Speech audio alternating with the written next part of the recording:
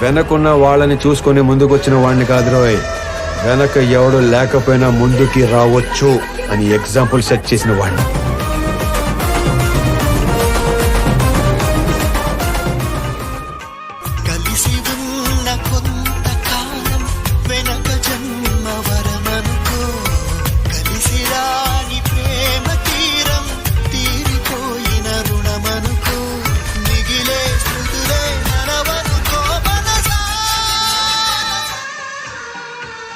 ఈరోజు అసలు న్యూస్ చూడలేదు ఏంటి? ఈరోజు స్పెషల్ చూద్దాం ఒకసారి న్యూస్ ఏంటి?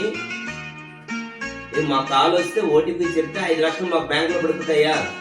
ఎంత మోసం, ఎంత మోసం. ఇలాంటివి కూడా ఫోన్లో వస్తున్నాయి అనమాట. వెంటనే మా పిల్లలకి విషయం చెప్పాలి. నరేష్, రమేష్ ఇలా రండి రండి రండి, ఒకసారి ఇలా రండి ఇలా రండి ఇలా రండి. ఇదో చూసారా ఈరోజు న్యూస్? ఏదైనా ఫోన్ వస్తే మనం ఓటీపీ వాళ్ళకి చెప్తే మన అకౌంట్ లో 5 లక్షలు పడిపోతాయి. 5 లక్షలు. 8 పైసలు కూడా అలాంటి పని చేయకండి. మీకు ఎప్పుడైనా కాల్స్ వస్తే మీరు ఓటీపీ వాళ్ళకి చెప్పండి. ఎందుకంటే మనం చెప్తే మన సమాచారం అంతా వాళ్ళకి వెళ్ళిపోతుంది. చక్కగా మన దగ్గర ఉన్న డబ్బులు 100 మొత్తం లాగేసి మనల్ని బేకారులు చేసేస్తారు. ఆ డబ్బంతా హుష్ కాక అయిపోతుంది. చాలా జాగ్రత్తగా ఉండాలి మీరు. ఓకేనా? బాగా నేర్చుకోండి. ఇప్పటి నుంచి చాలా జాగ్రత్తగా ఉండండి. అలా బజార్కి వెళ్ళొస్తాను. ఇదిగో జాగ్రత్తగా జాగ్రత్తగా ఉండాలి, జాగ్రత్తగా ఉండాలి.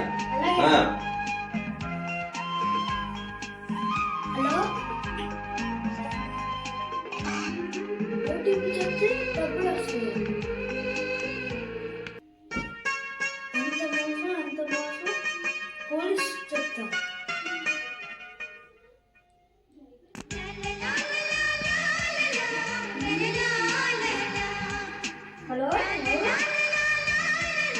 డబ్బులు వస్తాయా? చెప్పండి. లారీ దిగించానా? నేను ఏ లారీ తీసుకోలేదా? అంటే అమెజాన్. ఓటీపీ చెప్పాలా? 1934. అలాగా. డబ్బులు వస్తాయంటే మళ్ళీ మీకేం చూసుకోండి.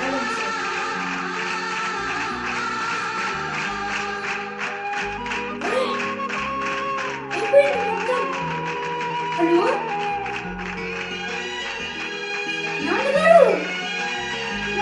ఓ ఏమైంది ఏమైంది ఏమైంది రమేష్? ఏమైంది ఏమైంది? ఎందుకు పోయాయి? మరి ఓటీపీ చెప్పాలండి. ఎంత పని చేసావరా నాయన. మీకు మరీ చెప్పేళ్ళాను కదా ఓటీపీ చెప్పదా? నువ్వు కూడా చెప్తావేంటి? ఓటీపీ నువ్వెందుకు చెప్పావు? చెప్పొద్దని మరీ చెప్పి మొక్కుతున్నాను కదా నీకు. చూసావు ఇప్పుడు ఎంత పని చేసేవాడు? డబ్బులన్నీ పోయాయి. ఇప్పుడు రేపు పొద్దున బియ్యం అవన్నీ ఎక్కడి నుంచి ఎలా కొనాలి ఇప్పుడు? అయ్యో ఎంత పని చేస్తారా నాయన. నీకు ఎప్పుడు అలా పనులు చేయకండి చెప్తూ కూడాను.